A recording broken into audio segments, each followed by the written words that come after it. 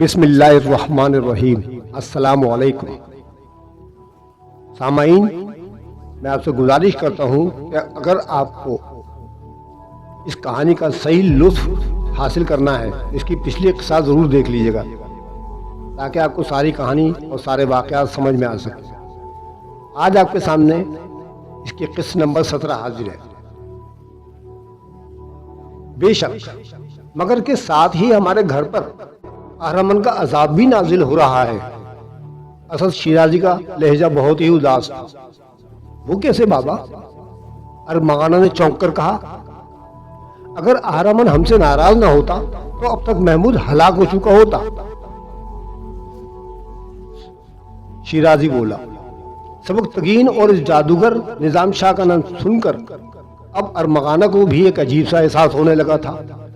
پہلی بار اس نے باپ کے جذبات کے خلاف اپنی زبان کھولی۔ اگر نظام شاہ اتنا ہی بڑا جادوگر ہے تو آپ بھی اس کی ساحرانہ قوتوں سے بھرپور فائدہ کیوں نہیں اٹھاتے؟ بیٹی، میں نے اسے ہر قیمت پر خریدنے کی کوشش کی مگر وہ سوکھی روٹیاں کھانے والا انسان زر و جواہر کے لقمے کھانے پر آمادہ ہی نہ ہوا، تو پھر اسے اپنے راستے سے کیوں نہیں ہٹا دیتے یا خود اس کے راستے سے ہٹ جائیے۔ ارمغانہ نے اپنے باپ کو مشورہ دیتے ہوئے کہا، میں اس کے راستے سے کیسے ہٹ جاؤں؟ مجھے اپنی شکل تسلیم نہیں۔ ہاں یہ ممکن ہے، اب اسے اپنے راستے سے میں ہٹا دوں۔ یہ کہتے کہتے اسد شیرازی کی عیار آنکھوں میں نفرت کے گہرے سائے لرزنے لگے۔ ارمغانہ نے عجیب سی نظروں سے باپ کی طرف دیکھا اور ایک شاہی تقریب میں شرکت کرنے کے لیے تیاریاں کرنے لگی۔ آج کل اسے اسد شیرازی کی یہی ہدایت تھی کہ وہ ان تقریبات میں زیادہ سے زیادہ نمایاں ہونے کی کوشش کرے۔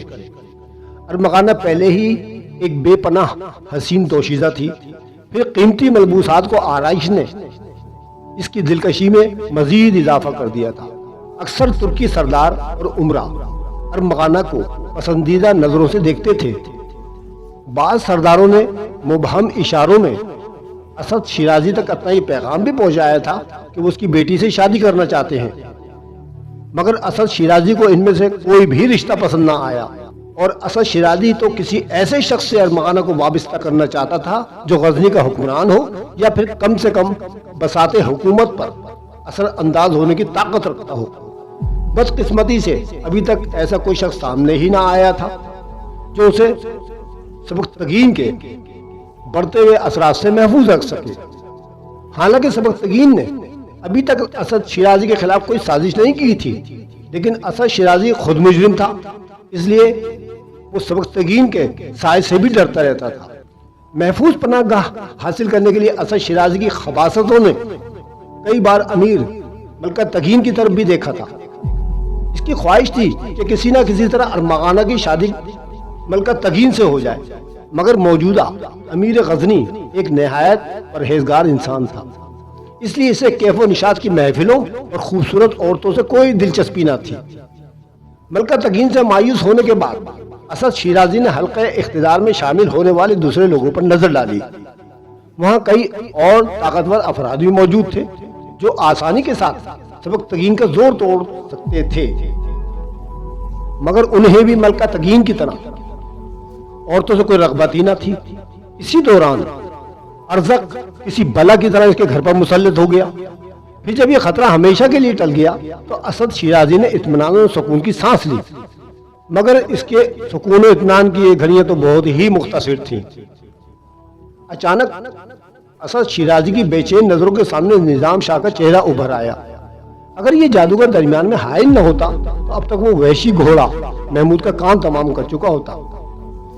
اسد شیرازی نے ارزق کی حادثاتی موت کے بارے میں سوچا اور خود کلامی کے انداز میں کہنے لگا، یہ نظام شاہ کے جادو کا ہی اثر ہے کہ اس نے وحشی گھوڑے کا رخ ارزق کی طرف موڑ دیا، ورنہ اب تک محمود کے جسم پر مٹی ڈالی جا چکی ہوتی اور سبکتگین کی حرم کی طرح کے ساتھ پورا محل ماتمی شور سے گونج رہا ہوتا۔ بہت دیر تک اسد شیرازی کے ذہن میں آندیاں چلتی رہیں، پھر اس نے نظام شاہ کے خلاف سازش کا نیا جال تیار کیا اور مزید کے پیش امام کو بھی اپنے منصوبے سے آگاہ کر دیا۔ پھر ایک دن امیر ملکہ تگین کے درباریوں نے بڑی حیرت سے پیش امام کی فریاد سنی۔ وہ بہت درد بھرے لہجے میں امیر کے انصاف کو آواز دے رہا تھا۔ امیر، آپ صرف ہمارے جان و مال ہی کے محافظ نہیں بلکہ اللہ نے ہمارے عقائد کی نگہبانی بھی آپ ہی کے سپرد کی ہے۔ اتنا کہہ کر پیش امام خاموش ہو گیا اور غمزدہ نظروں سے غزنی کے حکمران کی طرف دیکھنے لگا۔ بے شک، ملکہ تگین کی پرجلال آواز گونجی، یہ اللہ کا بے پناہ کرم ہے کہ میں اس کا حقیر بندہ اپنے فرائض سے بے خبر نہیں ہوں۔ مگر محترم امام، میں آپ کی گفتگو کا مفہوم نہیں سمجھ سکا۔ ذاتی طور پر انسان اپنے عقائد کی حفاظت خود کرتا ہے، مگر امیر عالی مقام جب کوئی یہودی جادوگر غزنی کی حدود میں داخل ہو جائے اور اپنی شوبدہ بازیوں سے مقامی باشندوں کو گمراہ کرنے لگے تو پھر اس فتنے کو ختم کرنے کی ذمہ داری کس پر عائد ہوتی ہے؟ مسجد کے پیش امام نے بڑی ذہانت کے ساتھ اسد شیرازی کے منصوبے کو امیر ملکہ تگین کے سامنے پیش کیا۔ یقیناً یہ ہماری ذمہ داری ہے کہ ہم ایک جنبش سے اس فتنے کو نیست و نابود کر دیں، مگر وہ یہودی جادوگر ہے کون جو ہمارے ہوتے ہوئے اتنی خاموشی کے ساتھ غزنی کی سرحدوں میں داخل ہو گیا ہے اور اللہ کے معصوم بندوں پر اپنی شوبدہ بازی کا ہنر آزما رہا ہے؟ اللہ گواہ ہے کہ ہم اتنی بے خبری کی نیند بھی نہیں سوتے کہ یہودی قزاق ہمارے عقائد کی خیمہ گاہ پر شب خون مارنے لگے۔ امیر ملکہ تگین کے باروں چہرے پر اچانک اداسی جھلکنے لگی تھی۔ وہ یہودی جادوگر نظام شاہ ہے جو مسلمانوں کی قبا پہن کر اسلامی مملکت کی حدود میں داخل ہوا اور غزنی کی ایک مسجد میں قیام پذیر ہے۔ پیش امام کا لہجہ بڑا جارحانہ تھا۔ اب وہ یہودی ساحر اپنی شوبدہ بازیوں سے غزنی کے سادہ لو انسانوں کو گمراہ کر رہا ہے۔ پورا دربار بڑی حیرت سے پیش امام کا بیان سن رہا تھا۔ اس وقت دربار میں سبکتگین بھی موجود تھا۔ جب اس سے پیش امام کی الزام تراشی برداشت نہیں ہوئی تو وہ اپنی نشست پر کھڑا ہو گیا اور ملکہ تگین کو مخاطب کرتے ہوئے بولا، امیر محترم، یہ بڑی عزت ناک حرکت ہے کہ امام سیف الدین جیسے ذمہ دار شخص ایک سچے مسلمان پر یہودی ہونے کی تہمت لگا رہے ہیں۔ امیر ملکہ تگین نے پیش امام کی طرف سوالیہ نظروں سے دیکھا۔ میرا بیان کردہ ایک ایک حرف سچائی کا آئینہ دار ہے امیر۔ پیش امام بڑی بے حسی کے ساتھ جھوٹ بول رہا تھا۔ غزنی کے سپہ سالار بھی نظام شاہ کی جادوگری کا شکار ہیں، اس لیے وہ ایک یہودی کو سچا مسلمان ثابت کرنے کی کوشش کر رہے ہیں۔ میں نے بارہا دیکھا ہے کہ یہ اپنے بیٹے محمود کو لے کر ایک شوبدہ باز کے پاس جاتے ہیں اور شاید اپنے اسی عقیدے کے سبب نظام شاہ کو بچانے کی کوشش کر رہے ہیں۔ یہ درست ہے امیر محترم کہ میں کبھی کبھی نظام شاہ کی خدمت میں حاضری دیتا ہوں اور ان کی دعاؤں سے فیضیاب ہوتا ہوں۔ پیش امام کے خاموش ہوتے ہی سبکتگین نے بلند آواز میں کہا، اور یہ کوئی جرم تو نہیں؟ نظام شاہ ایک مرد قلندر ہیں اور ان کی دعاؤں میں بڑی تاثیر ہے۔ اہل دربار کی حیرت بڑھتی چلی جا رہی تھی۔ ان معزز لوگوں نے پہلی بار نظام شاہ کا نام سنا تھا اور انہیں جان کر تعجب بھی ہوا کہ سبکتگین جیسا اعلیٰ منصبدار بھی ایک گمنام شخص کے حلقہ عقیدت میں شامل ہے۔ امیر ملکہ تگین نے بہت غور سے سبکتگین کی گفتگو سنی اور پیش امام سیف الدین سے مخاطب ہو کر کہا، ہم سردار سبکتگین کی گواہی کو ایک معتبر گواہی سمجھتے ہیں، پھر آپ کس بنیاد پر نظام شاہ کو یہودی جادوگر قرار دے رہے ہیں؟ امیر ذیشان، پیش امام اسی اعتماد کے ساتھ بول رہا تھا۔ اسد شیرازی کی حمایت کے سبب سیف الدین کو یقین تھا کہ اس پر ذرا بھی آنچ نہیں آئے گی اور وہ اپنے مقصد میں کامیاب ہو جائے گا۔ وہ بولا، میں کئی سال سے نظام شاہ کو دیکھ رہا ہوں، وہ ایک وقت کی نماز بھی نہیں پڑھتا۔ جب جماعت کھڑی ہوتی ہے تو وہ اٹھ کر باہر شہر میں چلا جاتا ہے۔ اس کے غیر شرعی عمل سے لوگوں کے ذہنوں میں وسوسے پیدا ہو رہے ہیں۔ یک پیش امام کا لہجہ بہت زیادہ تلخ ہو گیا۔ وہ تارک نماز ہے اور اپنی اس کوتاہی کو چھپانے کے لیے شوبدہ بازیوں کا سہارا لیتا ہے، جس سے غزنی کے سادہ لو انسانوں کی آنکھیں خیرہ ہو جاتی ہیں اور وہ فریب میں پڑ جاتے ہیں۔ امیر ملکہ تگین کچھ دیر سوچتا رہا، پھر اس نے اپنے سپاہیوں کو حکم دیا کہ نظام شاہ کو اپنے ساتھ لا کر عدالت میں پیش کرے۔ وہ رات سبکتگین پر بہت بھاری تھی۔ غزنی کا سپہ سالار شدید اضطراب کے عالم میں ساری رات جاگتا رہا۔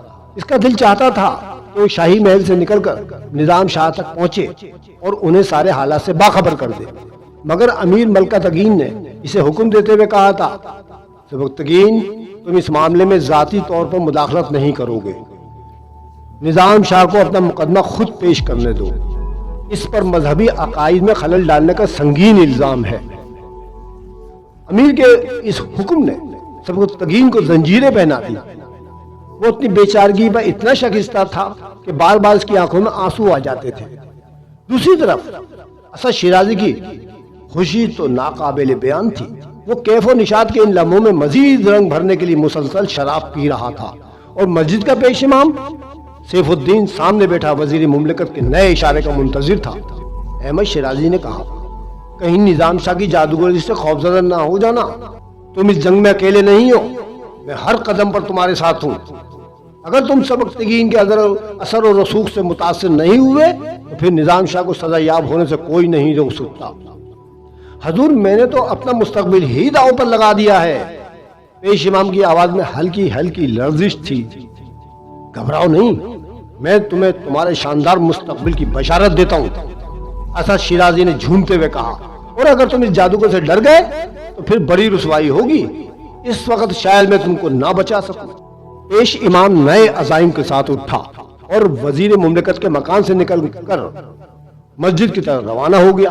کوئی نصف شب کے قریب پیش امام نے مسجد میں داخل ہو کر دیکھا نظام شاہ حزب عادت گھٹنوں میں منہ چھپائے بیٹھے تھے۔ پیش امام مسکرایا اور دل میں یہ کہتا وہ اپنے حجرے کی طرف چلا گیا، بس تیری جادوگر کی یہ آخری رات ہے، کل صبح تو اپنی تمام تر شعبدے بازیوں کے ساتھ غزنی کے کسی ویران گوشے میں دفن ہو جائے گا۔ دوسرے دن نظام شاہ چند سپاہیوں کے ہمراہ اس طرح ملکہ تگین کے دربار میں داخل ہوئے کہ وہ تب بوسیدہ کمبل اوڑے ہوئے تھے۔ انہوں نے دونوں جانب بیٹھے ہوئے معزز درباریوں پر ایک اچٹتی ہوئی نظر ڈالی اور بے نیازہ انداز میں چلتے ہوئے ملکہ تگین کے تخت کے قریب پہنچ کر ٹھہر گئے۔ امیر، آپ پر اللہ کی سلامتی ہو۔ نظام شاہ نے عین اسلامی طریقے سے ملکہ تگین کو سلام کیا۔ پورے دربار پر سناٹا چھایا ہوا تھا۔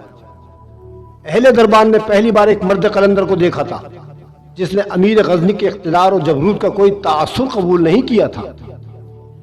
تم پر بھی اللہ کی سلامتی ہو نظام شاہ۔ امیر ملکہ تگین نے سلام کا جواب دیتے ہوئے کہا، تم کون ہو، کہاں سے آئے ہو اور کیا کرتے ہو؟ امیر ملکہ تگین نے ایک ہی سانس میں نظام شاہ سے کئی سوال کر ڈالے۔ میرا کوئی نسب نامہ نہیں۔ دربار میں نظام شاہ کی باروب آواز گونج رہی تھی۔ میرا کوئی خاندان نہیں، کوئی قبیلہ نہیں، میں صرف اور صرف مسلمان ہوں۔ ترکستان سے آیا ہوں اور غزنی کی مسجد کے ایک گوشے میں چپ چاپ پڑا رہتا ہوں۔ نظام شاہ نے مختصر طور پر امیر کے سوالوں کا جواب دیتے ہوئے کہا۔ امیر ملکہ تگین کو نظام شاہ کی اس بے نیازانہ روش پر بڑی حیرت ہوئی۔ تمہارا عقیدہ کیا ہے نظام شاہ؟ ملکہ تگین نے ایک اور سوال کیا۔ اللہ کے سوا کوئی معبود نہیں اور محمد مصطفیٰ صلی اللہ علیہ وآلہ وسلم اس کے آخری رسول ہیں، یہ ہے میرا عقیدہ۔ نظام شاہ نے بہت ٹھہر ٹھہر کر کلمہ شہادت پڑھا اور اہل دربار نے دیکھا کہ ان کے جسم پر ہلکا ہلکا سا لرزہ طاری تھا اور گردن جھکی ہوئی تھی۔ غزنی کے کچھ باشندوں کا کہنا ہے کہ تم اپنی ساحرانہ شعبدہ بازیوں کے ذریعے سادہ لوگ انسانوں کے عقائد میں خلل ڈال رہے ہو۔ ملکہ تگین نے پیش امام کے عائد کردہ الزام کو دہراتے ہوئے کہا، تم نماز کیوں نہیں پڑھتے؟ اب ملکہ تگین کے لہجے میں ہلکی سی تلخی بھی شامل ہو گئی تھی۔ یہ میرا ذاتی معاملہ ہے امیر، نظام شاہ نے ایک ایک لفظ پر زور دیتے ہوئے کہا۔ غزنی کے بہت سے لوگ نماز نہیں پڑھتے، پھر آپ انہیں بھی دربار میں طلب کر کے ان سے بھی میرے سامنے یہی سوال کیجئے۔ یہ کہتے ہوئے نظام شاہ نے اپنے دائیں بائیں مڑ کر عمرہ کی صفوں پر نظر ڈالی۔ نظام شاہ کے اس عمل سے عمرہ کی پیشانیاں شکنوں سے بھر گئی۔ خود ملکہ تگین کو بھی نظام شاہ کے جواب پسند نہیں آیا۔ ایک تارک نماز کو مسجد میں نہیں رہنا چاہیے۔ یک امیر کا لہجہ غضبناک ہو گیا۔ مسجد کسی انسان کی ملکیت نہیں ہے امیر، نظام شاہ نے بلند آواز میں کہا۔ میں اللہ کے گھر میں رہتا ہوں، جب وہ چاہے گا تو اٹھ کر کہیں اور چلا جاؤں گا۔ ملکہ تگین کو نظام شاہ کا یہ جواب بھی پسند نہیں آیا۔ اس لیے اس کے غصے میں مزید اضافہ ہو گیا۔ یہ کیسا اسلام ہے کہ ایک شخص دن رات مسجد میں رہتا ہے اور جب نماز کا وقت آتا تو اٹھ کر باہر چلا جاتا ہے؟ جوش جذبات سے امیر کا چہرہ سرخ ہو گیا تھا۔ یہ خدا کے بنائے ہوئے قانون سے کھلی بغاوت ہے نظام شاہ، تمہارا یہی عمل تمہاری شخصیت کو مشکوک بناتا ہے۔ ملکہ تگین کا غصہ بڑھتا ہی چلا جا رہا تھا۔ ہم سے تو لوگوں نے یہاں تک کہا ہے کہ تم ایک یہودی ہو اور مسلمانوں کا لباس پہن کر کسی خاص مقصد کے تحت غزنی کی حدود میں داخل ہوئے ہو۔ میں اپنا عقیدہ بیان کر چکا ہوں امیر، نظام شاہ نے مسکراتے ہوئے کہا۔ اب امیر کو اختیار ہے کہ وہ مجھے یہودی قرار دیں یا نصرانی۔ ویسے میں نماز پڑھتا ہوں مگر تنہائی میں۔ نظام شاہ کا بے باکانہ طرز گفتگو اور ہونٹوں پر پھیلی مسکراہٹ دے کر ملکہ تگین تو کچھ اور غضبناک ہو گیا۔ تم پیش امام سیف الدین کے پیچھے نماز کیوں نہیں پڑھتے؟ تمہارا یہ عمل دوسرے نمازیوں کے دلوں میں اور بھی وسوسے پیدا کر رہا ہے۔ میں سیف الدین کے پیچھے اس لیے نماز نہیں پڑھتا کہ وہ مسلمانوں کی امامت کے قابل ہی نہیں ہے۔ نظام شاہ نے اتنی بلند آواز میں کہا کہ پورا دربار گونجنے لگا۔ امیر کو چاہیے کہ امامت کے انتخاب میں تحقیق اور احتیاط سے کام لیا کریں۔ نظام شاہ کی اس حقیقت بیانی نے درباری علماء اور دوسرے امیروں کو بھی اپنا دشمن بنا لیا۔ یہاں تک کہ ملکہ تگین نے نظام شاہ کے خلاف اپنا فیصلہ سناتے ہوئے کہا، یہ شخص انتہائی بے ادب اور جاہل ہے، اس لیے ہمارا حکم ہے کہ اسے مسجد سے اٹھا کر غزنی کی سرحد سے باہر نکال دیا جائے۔ ہم نہیں چاہتے کہ مقامی باشندوں پر اس گستاخ کا سایہ پڑے اور اللہ کے سادہ دل بندے ایک بے عمل انسان کا چہرہ دیکھ کر کسی فریب میں مبتلا ہوں۔ پھر جیسے ہی ملکہ تگین کے الفاظ کی گونج ختم ہوئی، نظام شاہ بلند آواز میں بولے، امیر، میں عام حالات میں آپ کے فیصلے کے سامنے اپنا سر تسلیم خم کر دیتا، مگر آج میری مجبوریوں نے مجھے ہر طرف سے گھیر رکھا ہے، معاف کیجیے۔ جب تک میں اپنا مقصد حاصل نہیں کر لیتا اس وقت تک غزنی کو چھوڑ کر کہیں نہیں جاؤں گا۔ کیسا مقصد؟ امیر ملکہ تگین نے انتہائی مشتعل اور برہم لہجے میں پوچھا۔ اس مقصد کے بارے میں واقفیت حاصل کرنا آپ کے لیے ضروری نہیں۔ نظام شاہ ہر خوف اور خطرے سے بے نیاز ہو کر بول رہے تھے، امیر، آپ غزنی چھوڑنے کی بات کرتے ہیں؟ کچھ دن بعد میں آپ کی خوبصورت دنیا ہی چھوڑ جاؤں گا، پھر آپ کا یہ قانون، آپ کے درباری علماء، آپ کے طاقتور وزیر شوق سے توق و سلاسل اور دار و رسن سجاتے رہیں۔ ہم ایک دیوانے کی یہ بے رب تقریر سننا نہیں چاہتے۔ امیر ملکہ تگین نے قہرناک لہجے میں کہا، اسے ہمارے سامنے سے لے جاؤ کہ اب اس کی موجودگی ہم سے برداشت نہیں ہوتی۔ امیر کا حکم سنتے ہی چند محافظ سپاہی آگے بڑھے اور انہوں نے نظام شاہ کے ہاتھ کو پکڑ کر کھینچنا چاہا، لیکن دوسرے لمحے ہی وہ چیخنے لگے، آگ آگ! بعد میں تو ہلچل سے مچ گئی۔ اپنے ساتھیوں کو چیختے دیکھ کر کچھ اور سپاہی بھی آگے بڑھے، مگر ان کا بھی وہی اثر ہوا۔ نظام شاہ کے جسم کو چھوتے ہی ان کے بدن میں بھی آگ سی لگ گئی اور وہ پاگلوں کی طرح اپنے کپڑے نوچ رہے تھے۔ یہ منظر دیکھ کر درباری علماء نے بیک وقت ملکہ تگین سے عرض کیا، امیر محترم، پیش امام سیف الدین نے درست کہا تھا کہ یہ شخص جادوگر ہے، اس لیے ہمارے نقطہ نظر سے نظام شاہ کا قتل واجب ہے۔ ملکہ تگین کچھ دیر تک سوچتا رہا، اس کے چہرے پر فکر و پریشانی کے آثار نمایاں ہو چلے تھے۔ پھر اس نے اپنے سپاہیوں کو حکم دیتے ہوئے کہا، نظام شاہ کو غزنی کے محفوظ ترین قید خانے میں ڈال لو جہاں کوئی پرندہ بھی پر نہ مار سکے۔ ہاں، نظام شاہ نے مسکراتے ہوئے کہا، امیر، میں آپ کی تجویز کردہ سزا قبول کر لوں گا، مگر اپنا مقصد حاصل کیے بغیر غزنی چھوڑ کر نہیں جاؤں گا۔ آپ چاہیں تو شوق سے میرے ناتما جسم پر اپنے شمشیر و سنا آزما لیں، قدم قدم پر مقتل سجا لیں، لیکن ہوگا وہی جو آسمانوں پر تحریر کر دیا گیا۔ امیر ملکہ تگین پیچ و تاب کھا کر رہ گیا۔ پورے دربار پر موت کا سکوت طاری تھا۔ ایسا لگتا تھا جیسے درباری نشستوں پر انسان نہیں پتھر کے مجسمے بیٹھے ہوں۔ پیش امام سیف الدین اور اسد شیرازی کے چہروں پر وحشت برس رہی تھی۔ بس ایک سبکتگین تھا جس کی آنکھوں سے خوشی کے آنسو بہ رہے تھے اور جس نے کئی دن کی طویل عزت کے بعد سکون کی سانس لی تھی۔ پھر ملکہ تگین نے ہاتھ کے اشارے سے نظام شاہ کو قید خانے کی طرف جانے کو کہا۔ میں محافظ سپاہیوں کا دستہ تیزی سے آگے بڑھا اور جب چند قدم کا فاصلہ رہ گیا تو نظام شاہ نے پھر پرجلال لہجے میں کہا، میرے جسم کو مت چھونا، میں خود زندہ کی طرف جاؤں گا، اور اگر تمہارا امیر کہے گا تو اپنے ہاتھوں میں زنجیریں بھی خود پہن لوں گا۔ نظام شاہ کی تنبیہ سن کر سپاہیوں کے بڑھتے ہوئے قدم رک گئے۔ پھر یکایک نظام شاہ پلٹے اور سبکتگین سے مخاطب ہو کر فرمایا، جب تمہاری بے قراری دل حد سے بڑھ جائے تو تم اپنے بیٹے محمود کو لے کر زندہ میں چلے آنا۔ خواہ اقتدار کے کتنے ہی سنگین پہرے کیوں نہ ہو، مگر وہاں تمہیں کوئی روکنے والا نہ ہوگا۔ یہ کہہ کر نظام شاہ آہستہ آہستہ دروازے کی طرف بڑھے اور ملکتگین کے دربار سے نکل کر اس قید خانے کی طرف چلے گئے جو محل کے ایک سنسان گوشے میں خفیہ طور پر زیر زمین تعمیر کیا گیا تھا۔ خدا حافظ۔